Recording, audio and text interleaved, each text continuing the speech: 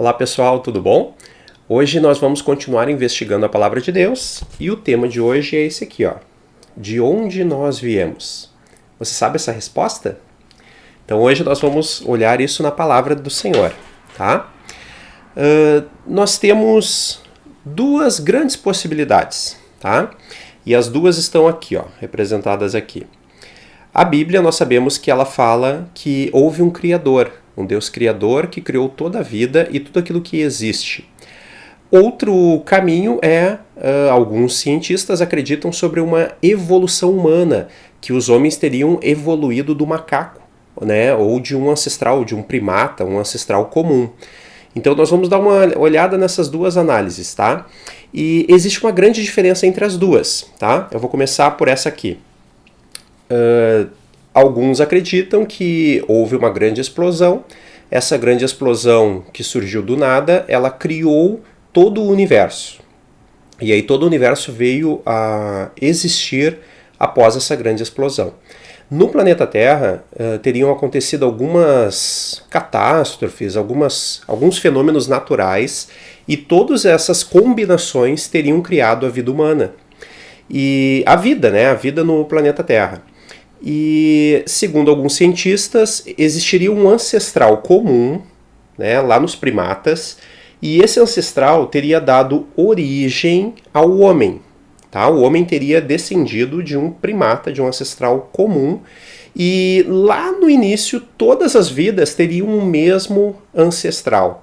Então seria a mesma bactéria, a mesma lá, substância, ela teria criado, né, vida e evoluído para todas as outras, tá?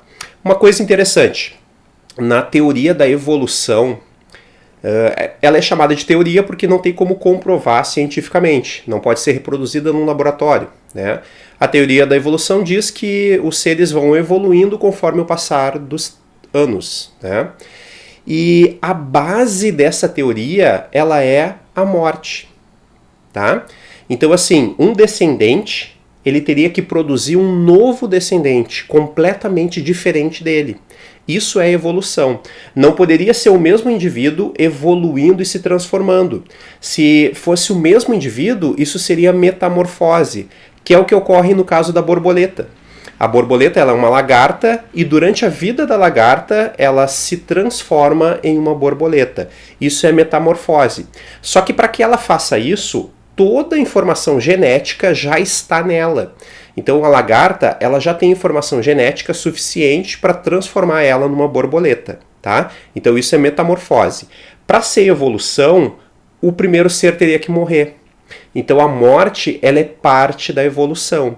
Eles acreditam que aquele ser, ele era de uma maneira, ele tinha um DNA de uma maneira, ele morreu, mas ele produziu descendentes com DNAs diferentes e que evoluíram para outras vidas, tá? Essa teoria da evolução. A base dela, então, é a morte. Na criação, nós acreditamos que existe um Deus criador. E a base da criação é a vida.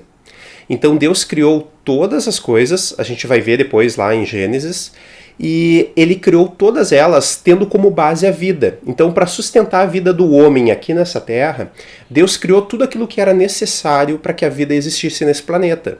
Então, existem várias combinações no nosso planeta que somente através dessas combinações é que a vida é possível aqui no planeta.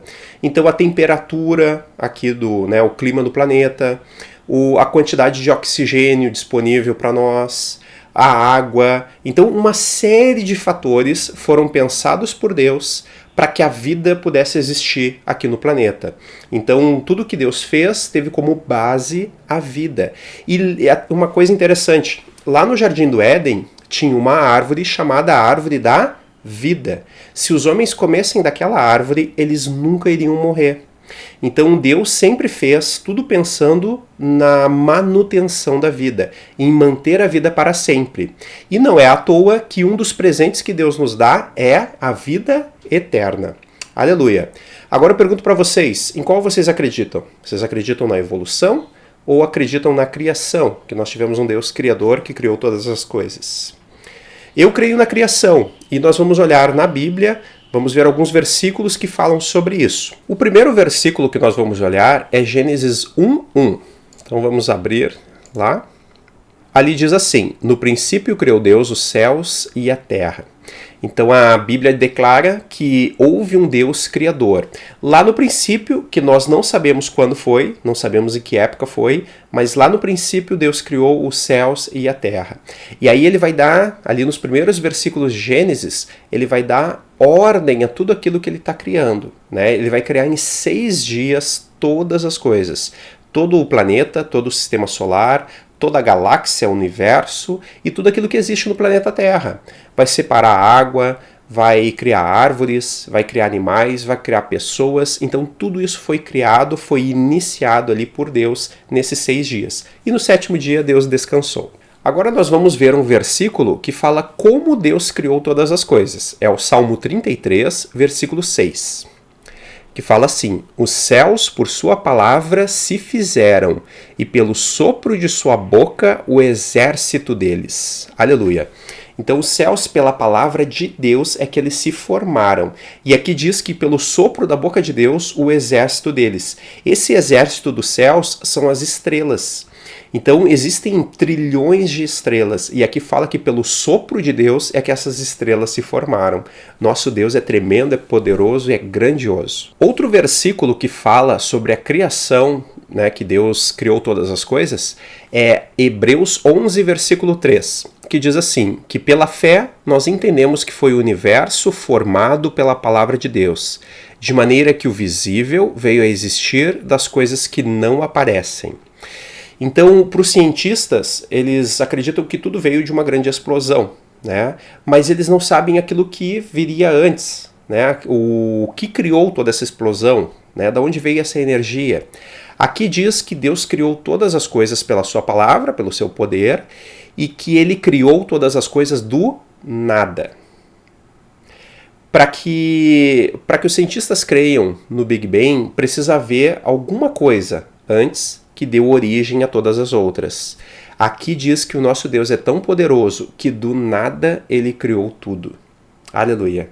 E aqui diz que nós entendemos isso pela fé. A fé é uma certeza de uma coisa que eu não estou vendo, é uma convicção de algo que eu estou esperando.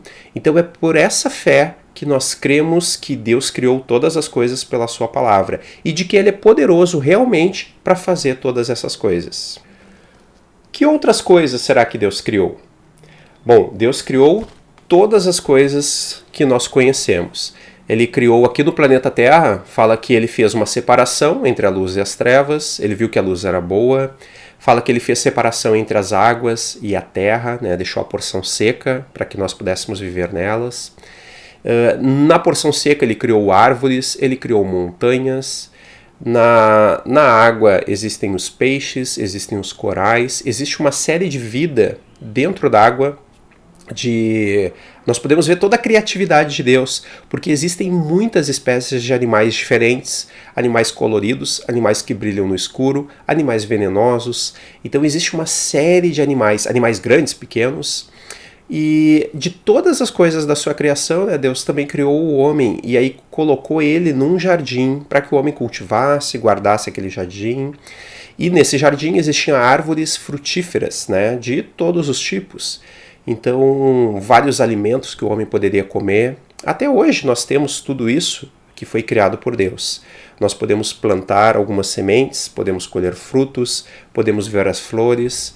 Nós podemos ir num lugar onde tem uma paisagem muito bonita, onde tenha montanhas altas, nós podemos ver o mar azul em alguns lugares, nós podemos ver rios pequenos, rios grandes, nós podemos ver lugares dentro do mar onde se pode mergulhar, onde se pode ver a vida debaixo d'água. Então todas essas coisas foram criadas por Deus. Nós podemos ver toda a criatividade de Deus ao criar tudo isso. Existem lugares onde não neva, lugares onde neva, existem lugares onde existe até terremotos, né? Então todas as coisas foram criadas, pensadas, planejadas por Deus. Ele criou todas elas. Ele é tão poderoso que todas elas foram formadas por Ele, né? Deus é tremendo. Qual será que foi a melhor parte da criação de Deus, né? O que foi melhor ali do que Deus criou? Nós temos uma dica, né, na Bíblia. A Bíblia fala que depois de criar Quando Deus criou todas as coisas, fala que ele viu que era tudo, né, muito bom. Né? A Bíblia vai sempre dizendo assim, quando termina o dia, fala que viu Deus que ele havia criado e eis que era bom. Né? E aí ele vai vendo que tudo é bom. Depois que ele cria o homem e a mulher no sexto dia, fala que Deus viu que era muito bom. Então nós vemos o cuidado que Deus teve ao criar o homem. O homem foi feito como as primícias, né? Aquilo que é mais importante da criação de Deus. E o homem, ele carrega uma coisa que as outras criaturas não carregam, que está escrito lá em Gênesis 1:27, que diz assim, criou Deus, pois, o homem à sua imagem, a imagem de Deus o criou, homem e mulher os criou. O homem e a mulher, quando eles foram criados, eles foram feitos à imagem do próprio Deus. Nenhuma outra criatura foi feita assim.